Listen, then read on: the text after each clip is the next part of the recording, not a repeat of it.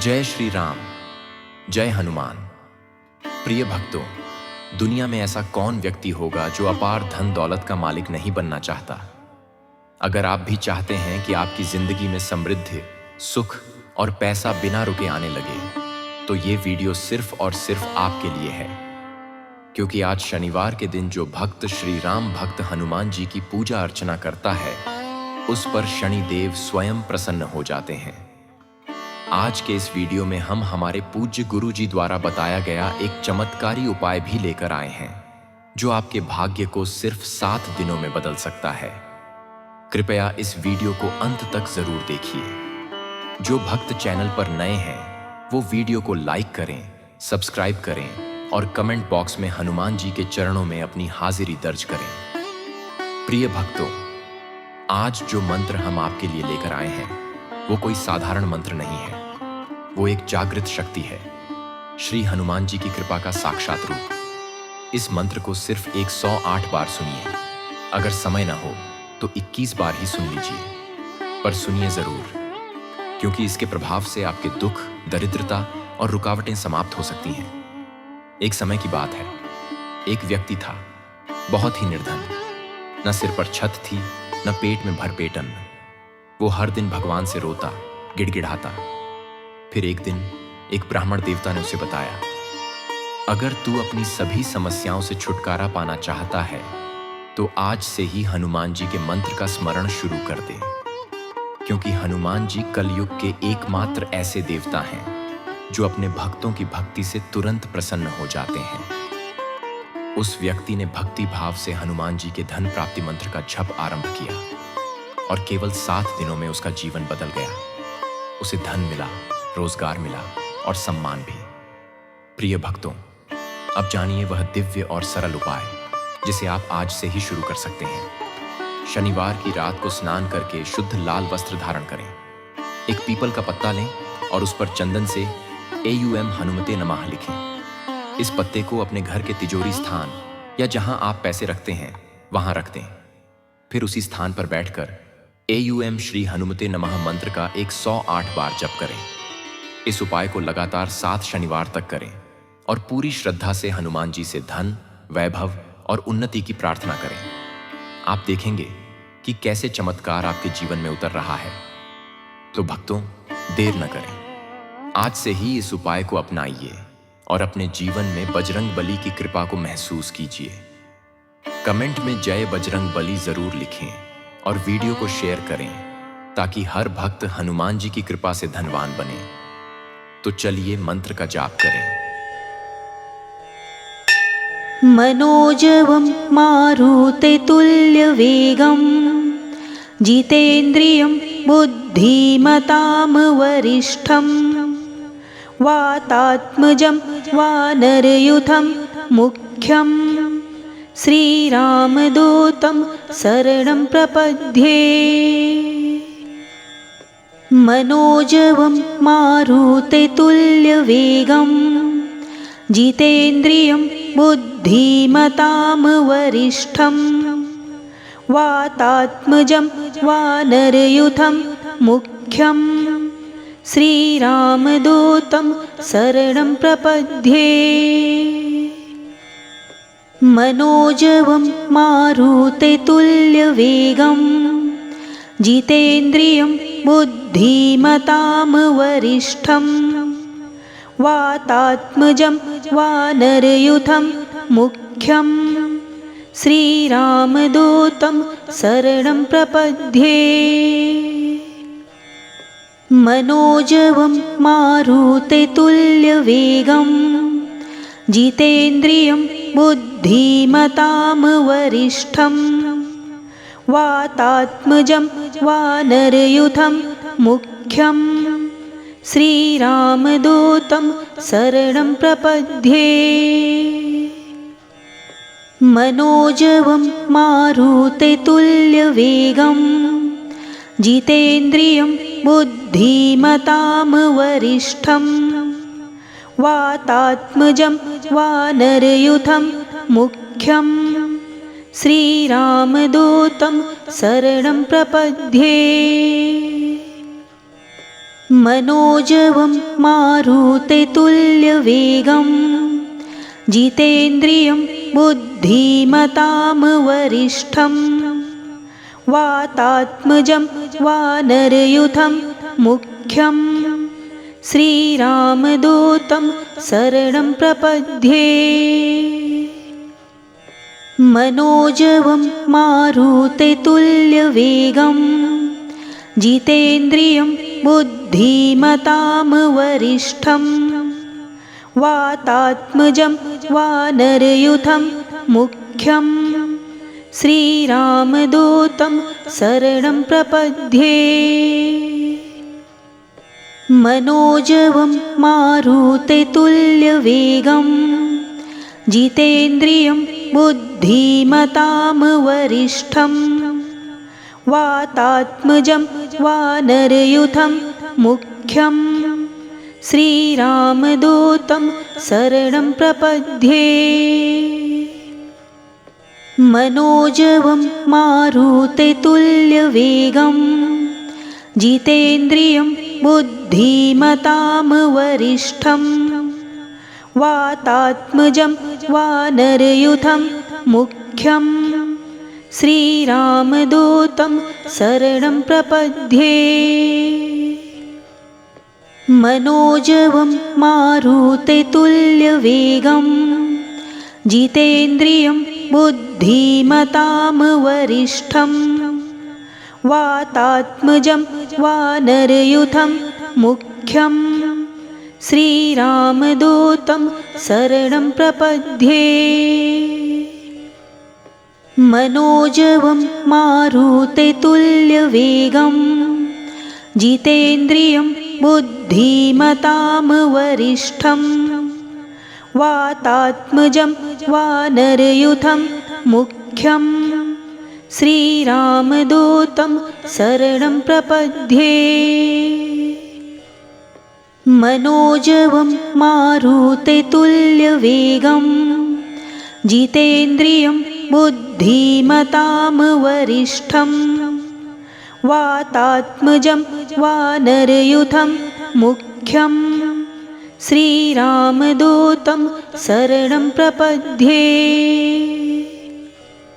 मनोजवं मारुतेतुल्यवेगं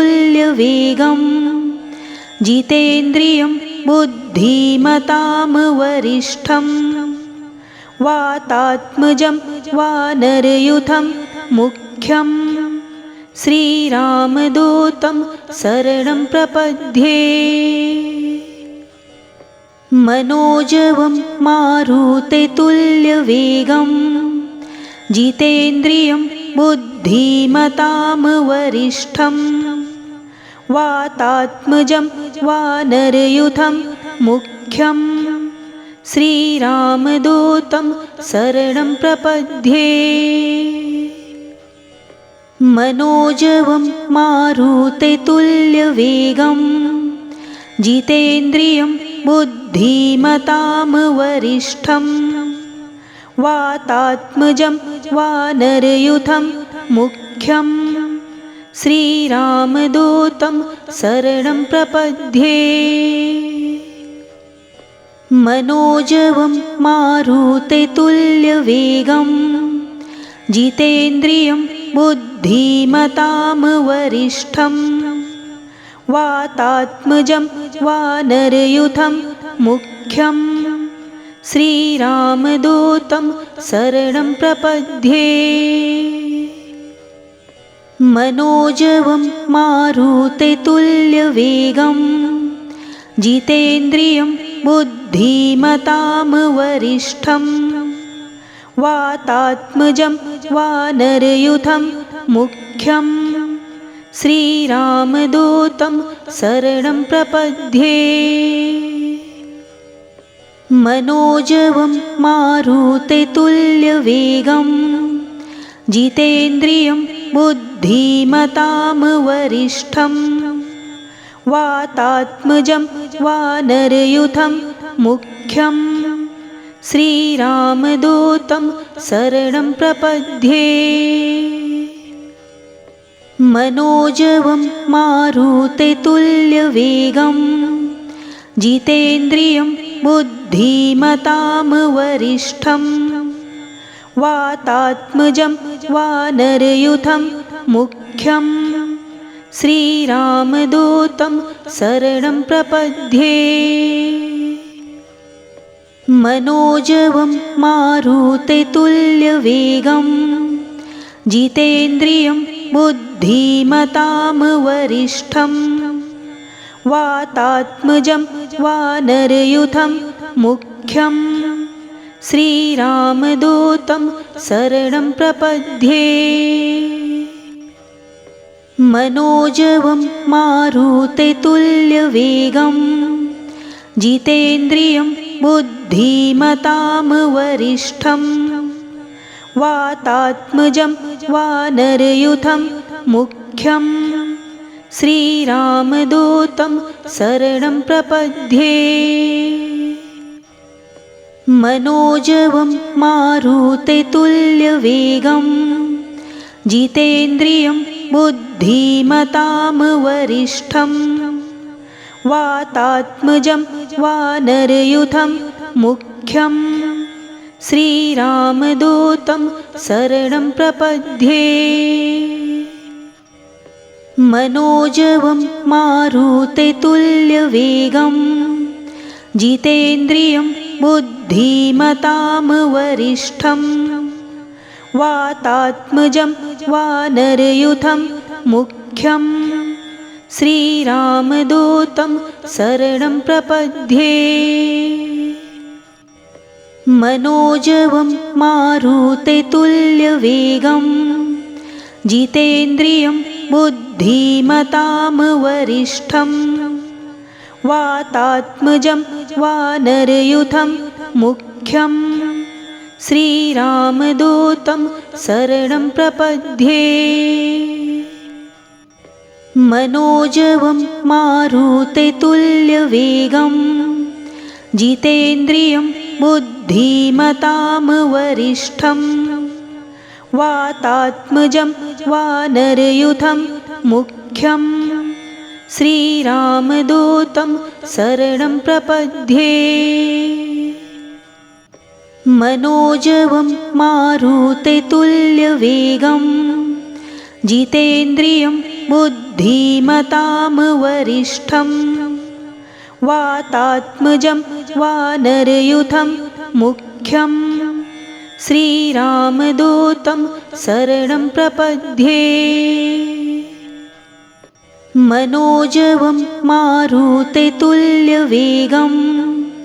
जितेन्द्रियं बुद्धिमतां वरिष्ठं वातात्मजं वानरयूथं मुख्यं श्रीरामदूतं शरणं प्रपद्ये। मनोजवं मारुततुल्यवेगं जितेन्द्रियं बुद्धिमतां वरिष्ठं वातात्मजं वानरयूथं मुख्यं श्रीरामदूतं शरणं प्रपद्ये। मनोजवं मारुततुल्यवेगं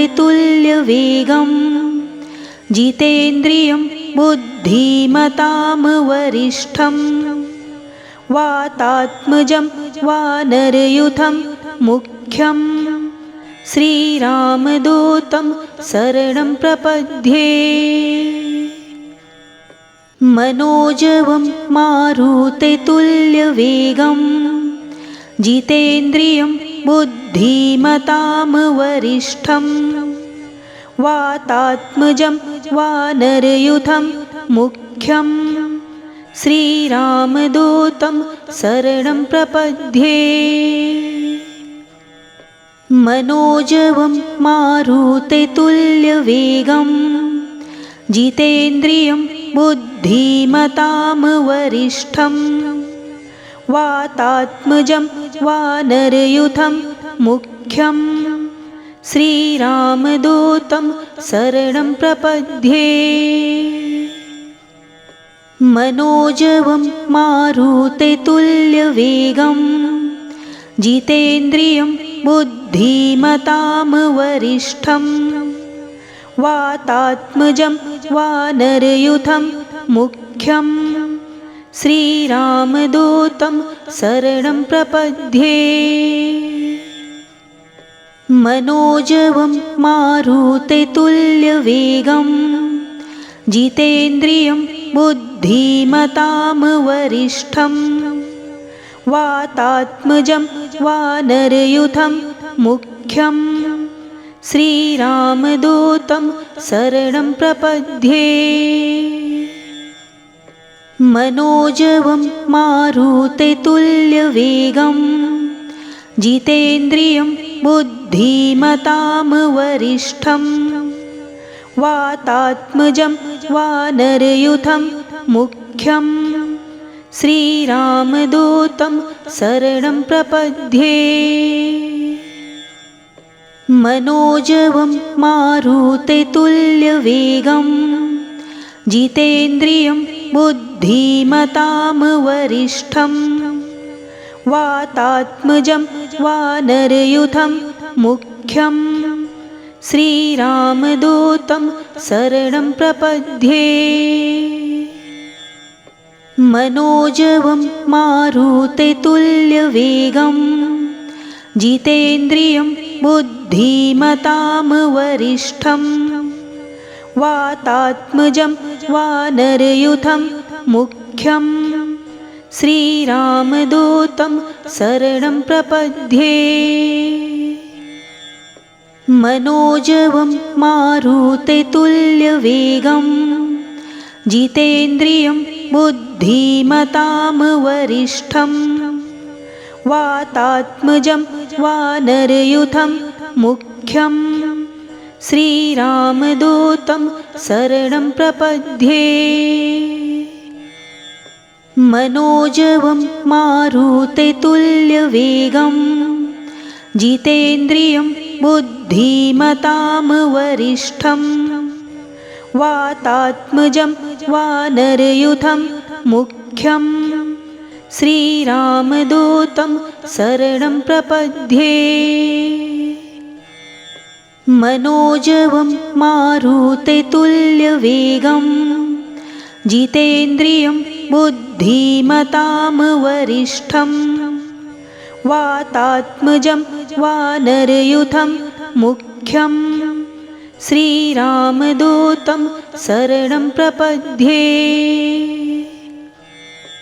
मनोजवं मारुततुल्यवेगं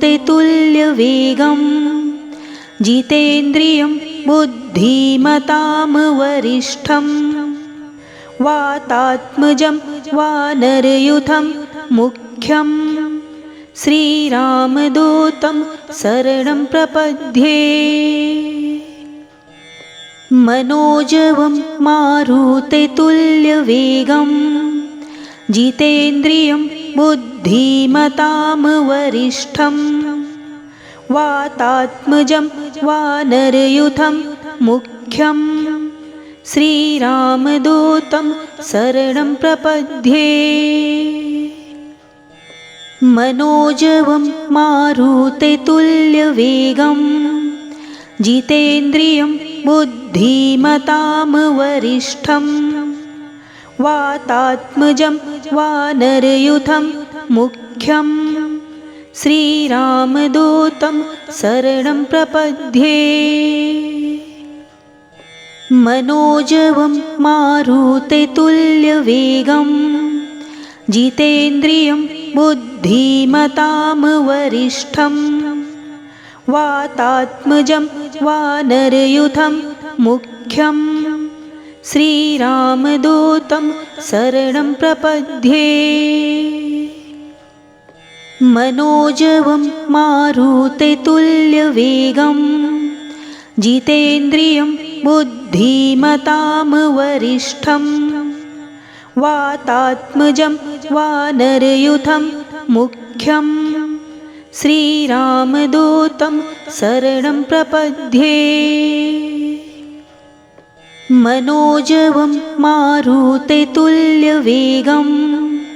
जितेन्द्रियं बुद्धिमतां वरिष्ठं वातात्मजं वानरयूथं मुख्यं श्रीरामदूतं शरणं प्रपद्ये मनोजवं मारुततुल्यवेगं जितेन्द्रियं बुद्धिमतां वरिष्ठं वातात्मजं वानरयूथं मुख्यं श्रीरामदूतं शरणं प्रपद्ये मनोजवं मारुततुल्यवेगं जितेन्द्रियं बुद्धिमतां वरिष्ठं वातात्मजं वानरयूथं मुख्यं श्रीरामदूतं शरणं प्रपद्ये मनोजवं मारुततुल्यवेगं जितेन्द्रियं बुद्धिमतां वरिष्ठं वातात्मजं वानरयूथं मुख्यं श्रीरामदूतं शरणं प्रपद्ये मनोजवं मारुततुल्यवेगं जितेन्द्रियं बुद्धिमतां वरिष्ठं वातात्मजं वानरयूथं मुख्यं श्रीरामदूतं शरणं प्रपद्ये मनोजवं मारुततुल्यवेगं जितेन्द्रियं बुद्धिमतां वरिष्ठं वातात्मजं वानरयूथं मुख्यं श्रीरामदूतं शरणं प्रपद्ये मनोजवं मारुततुल्यवेगं जितेन्द्रियं बुद्धिमतां वरिष्ठं वातात्मजं वानरयूथं मुख्यं श्रीरामदूतं शरणं प्रपद्ये मनोजवं मारुततुल्यवेगं जितेन्द्रियं बुद्धिमतां वरिष्ठं वातात्मजं वानरयूथं मुख्यं श्रीरामदूतं शरणं प्रपद्ये